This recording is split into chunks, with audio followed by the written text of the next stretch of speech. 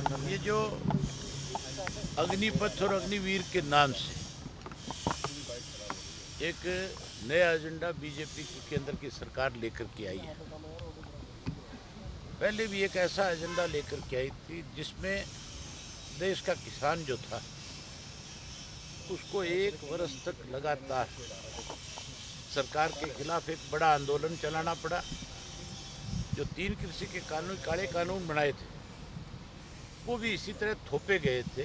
अगर उनको भी पहले पार्लियामेंट में लाकर के डिस्कस किया जाता, उस पर भी पहले पूरे देश में चर्चा कराई जाती, तो हो सकता है किसान को इतना लंबा चौड़ा आंदोलन करने की जरूरत ना पड़ती। आज भी ये इस तरह का कानून लेकर के आए। पहले इन्होंने इस देश के किसान को परेशान किया। बीजेपी ने केवल इसलिए लेकर के आई कि वो देखना चाहती थी इस देश का किसान सरकार के अगर कोई गलत निर्णय है तो उनके खिलाफ कितनी बड़ी लड़ाई लड़ सकती है, शायद ये देखना चाहती थी। और उनको इस बात का फिर एहसास भी हो गया कि किसान दबने वाला नहीं है। किसान ने सरकार की एक तरह से जो बेकायदगियाँ थी उसके लिए उसको मजबूर कर दिया। आज इन्होंने जवान के साथ छेड़खानी करी। आज इस देश के जवान को कहीं ना कहीं ये देखना चाहते हैं कि तुम जो मर्जी निर्णय कर लोगे, क्या जवान तुम्हारी हर बात को मान लेगा क्या? ये बहुत गलत प्रथा है। अगर देश की सीमाओं की पहरेदारी करने वाले लोग 4 साल के लिए ठेके पे भर्ती किए जाएंगे तो फिर मान के चलो जिस किसी को एक्स सर्विसमैन का दर्जा नहीं मिलेगा, जो कोई भी एक्स सर्विसमैन के बाद जो फैसिलिटीज़ है वो उसको नहीं मिलेगी, तो वो जा कर के पेंशन ना मिले या उसको मेडिकल की कोई फैसिलिटी ना मिले, उसके परिवार के पीछे कोई सहायता करने वाला ना हो, तो फिर वो ये मान के चलो कभी भी देश की सीमाओं पे खड़ा होकर के दुश्मन के सामने लड़ाई नहीं लड़ सकता। 4 साल में कोई भी फौजी की ट्रेनिंग नहीं हो सकती। फौज के अंदर वो सोल्जर जा कर के लड़ाई लड़ते हैं जिनको 7-7, 8-8, 10-10 वर्ष फौज में भर्ती हुए होते हैं। हमेशा जो भी कोई फोर्सेज है, चाहे हमारी पुलिस की फोर्स है, चाहे कोई सीआरपीएफ की है, आपके बीएसएफ की है या आपकी फौज की कोई है, उनकी ट्रेनिंग लगातार चलती रहती है। हर किसी की 1 साल के बाद 6 महीने के बाद कोई ना कोई छोटी मोटी ट्रेनिंग जो आती है और वो फिर उस ट्रेनिंग को करके कहीं ना कहीं उस पोजीशन पे जा कर के खड़े होते हैं जहां वो युद्ध जीतने लायक हो जाए। आज अमेरिका की हालत देख लो, आज आप रशिया की हालत देख लो। जिस अमेरिका ने इस तरह की प्रपोजल बनाई थी, आज किसी भी मुल्क में लड़ने के लिए गए उनको वापसी करनी पड़ी।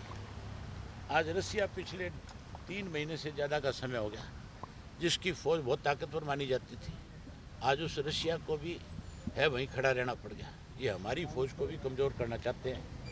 हम कभी भी नहीं चाहेंगे कि इस तरह के कानून इस देश में बने, इस तरह से युवा पीढ़ी की अनदेखी हो, इस तरह से नौजवान के साथ विश्वासघात हो, इस तरह से नौजवान को एजिटेशन करने पे मजबूर करें। हमने सबसे पहले इस बात का विरोध किया। आज भी महामहिम को यही लिख करके दे करके आए हैं कि आप केंद्र की सरकार से हमारी भावनाएं पहुंचाओ, वरना अन्यथा इसको नहीं रोका गया जल्दी तो हो सकता है कि नौजवान जो है, इस नौजवान के साथ छेड़खानी एक बार इंदिरा गांधी ने करी थी, एमरजेंसी लगा करके पीछे छुटाना पड़ा था, और उससे भी बदतर हालात इस देश के हो सकते हैं। समय रहते देश के प्रधानमंत्री जी को अपना फैसला वापस लेना चाहिए।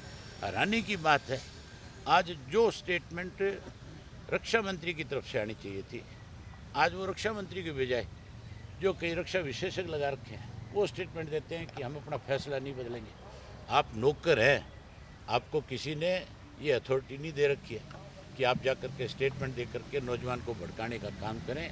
आपको जिस चीज़ की नौकरी का पैसा मिलता है, तनख्वाह मिलती है, वहीं तक सीमित रह के बात करें तो ज़्यादा अच्छा है। नौजवान के साथ छेड़खानी ना करें, अन्यथा इसके नतीजे बहुत गलत तरह के निकलेंगे। आप मान के चलो जिनको 4 साल की ट्रेनिंग होगी, कल को फिर नौकरी नहीं मिलेगी, तो वो ट्रेंड एक आदमी जो है अगर वो क्राइम की तरफ बढ़ गया तो वो कितना बड़ा नुकसान कर देगा किसी का। इसलिए किसी को आप नौकरी ना देने की बजाय क्रिमिनल बनाने का काम ना करो। ये प्रथा जो है ये देश के लिए घातक है, नौजवान के लिए भी घातक है। सर, एक निकाय चुनाव पे ले लें, किस तरह के नतीजे इनेलो के रहे हैं और जो कुछ समर्थित भी जीते हैं, किस तरह से आप देखते हैं नतीजे? जो ये कहते थे एक थी एनएलओ, उनसे जाकर के पूछो कि आज एनएलओ कहाँ खड़ी है। इन शहरों के चुनाव में हमारे 5 आदमी जीत करके आए चेयरमैन के पद। हर वो जहाँ कई निकाय के चुनाव है, हर जगह हमारे 2-2, 4-4, 5-5 जो है पार्षद भी जीते हैं। हमारा वोट बैंक 15% पे पहुंचा है शहर के अंदर, जबकि पिछले विधानसभा के चुनाव में 1.5% पे थे हम। अब हम 15% पे हैं और आने वाला विधानसभा का जब चुनाव होगा तो आप मान के चलो हम 15 की बजाय 35% पे आएंगे। इस प्रदेश में इंडियन नेशनल लोकदल पार्टी सरकार बनाएगी। जो लोग सरकार बनाने का दावा करते थे उनकी तो फूंक निकल गई, उनकी दवा निकल गई। कांग्रेसी तो साफ हो गई। हुड्डा तो अपने तीनों जिलों में जहां वर्चस्व दिखाता था, कहता था यहाँ मेरे सिवाय कोई नहीं है। उन तीनों जगह पे कांग्रेस जो है कहीं दिखाई नहीं दे रही, कहीं उनकी जमानत भी नहीं बची। और सर सरकार हमने तो जो लोग सरसा के अंदर कहीं अपने आप को बड़े चौधरी मानते थे, उनकी फूंक निकल गई कि नहीं निकल गई। सरसा के अंदर दोनों नगर पालिकाएँ, डबवाड़ी भी और रानी हम जीते हैं। उसके अलावा मेरे एलनाबाद के अंदर भी हमारे 8 पार्षद जीते हैं। वाइस चेयरमैन मेरा बनेगा, जिसको मैं बनाऊंगा वही वाइस चेयरमैन वहाँ पे बनेगा। इनका वहाँ भी दिवालिया पिटी। बीजेपी ने जहाँ पीछे सैकड़ों करोड़ रुपए मेरे इलेक्शन में मेरे खिलाफ खर्च किए थे, उस भाजपा का भी दिवालिया पिटिया इस चुनाव के अंदर। एक ऐसा व्यक्ति जीत करके है जिसके पास किसी पार्टी का सिंबल नहीं था, इंडिपेंडेंट था, वो हमारे से पहले टिकट मांग रहा था, लेकिन हमने अपने पुराने कार्यकर्ता को, क्योंकि हमारा एक फैसला है कि पार्टी में जिस व्यक्ति ने लंबे समय तक काम किया, जिसने पार्टी के साथ हमेशा वफादारी निभाई है, हमने उसको सम्मान दिया। और उसकी वजह से हो सकता है कहीं कोई छोटी मोटी गड़बड़ हुई है, मुझे लगता है वो साथी भी हमारे पास आ जाएगा। सर, सरकार कह रही है कि विपक्ष जो है उसमें इंडियन नेशनल लोकदल भी जो है वो युवाओं को गुमराह कर रही है। मुख्यमंत्री कहते हैं कि हम तो गारंटीड रोजगार हरियाणा में देंगे, जो अग्निवीर 4 साल की सेवा पूरी करके आएंगे। मुख्यमंत्री से ये तो पूछ लो, 4 साल जब हो जाएंगे इनको, तब तो मुख्यमंत्री होगा क्या? वो कैसे गारंटी दे सकता है? और इन पे विश्वास कौन करता है कि ये गारंटी दे देंगे और उसको पूरा कर देंगे? इन्होंने तो हमेशा लोगों को गुमराह करने का काम किया। मुख्यमंत्री जो बात कर रहा है, मुख्यमंत्री पहले सोच समझ करके अपना बयान दे कि मैं क्या कह रहा हूँ।